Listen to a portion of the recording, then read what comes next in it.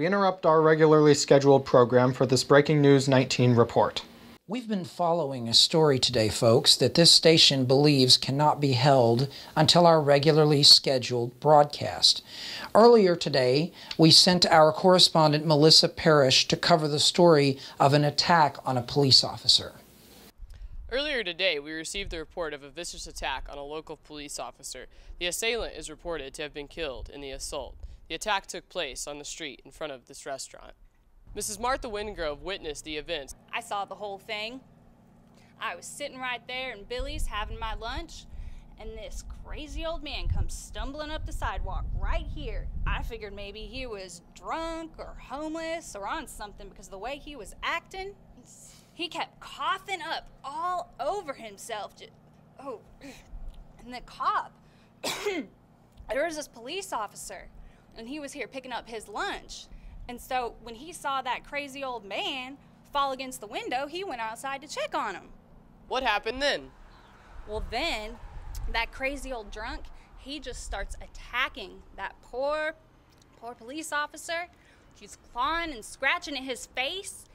He's trying to bite him. Then that cop, he pulls out his gun and just unloads every bullet on that crazy man. The officer, who has not yet been identified, was brought here to Parksdale Hospital for treatment, while his assailant was taken to the morgue pending identification and further investigation into the tragic event. Our hopes and prayers go out to the officer and his family for a speedy recovery. This has been Melissa Parrish. As our news day progressed, we began noticing a trend of similar attacks all over the world. They've happened in Britain, Italy, Japan, Russia, and South America. Small events that were being reported as deranged individuals attacking people on subways, in office buildings, nightclubs, and in the street. Then the World Health Organization issued a general warning of a possible viral epidemic, the symptoms of which are coughing, itching and scratching of the skin, loss of coordination, bleeding from the nose, ears, and eyes, followed by violent derangement.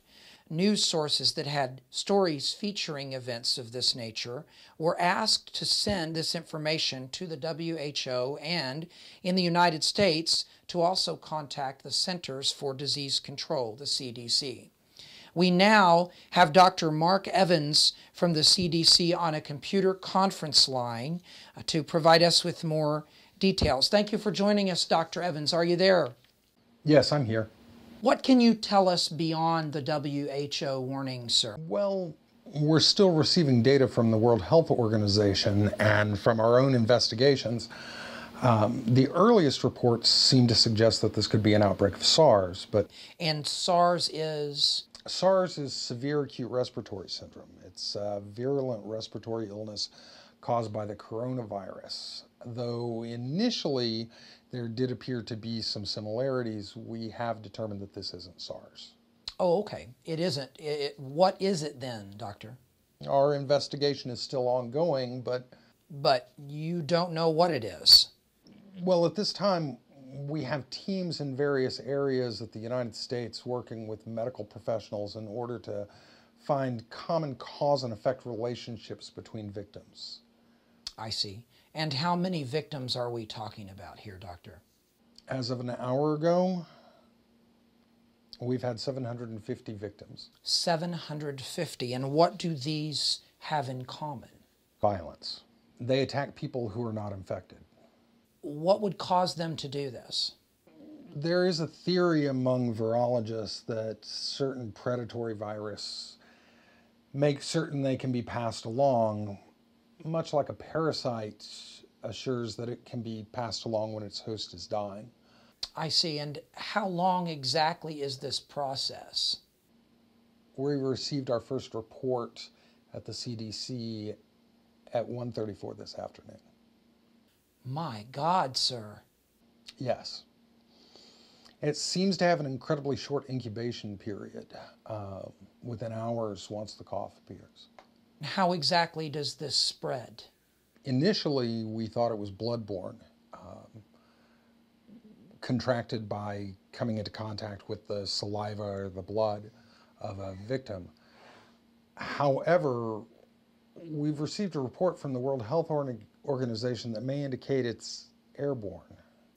Airborne. Huh. The cough may actually be spreading the disease. I see. And how exactly would you determine that? UV lighting on both corpses and recently infected doctors. Here, I'm going to send you an image. Do you see those spots? Yes, sir, I see them. That appears to be the virus, airborne, absorbing into the skin. Excuse me, doctor. We're being patched into a correspondent on the scene. Melissa, are you there? Yes, Don, I'm here at Parkdale Hospital, where rumor has it that the officer that was attacked earlier today has expired. Again, these are only rumors, but there was a great deal of activity the last hour at the facility. Oh, there's the doctor now. Doctor, can I get a couple questions from you? Doctor. Oh my God.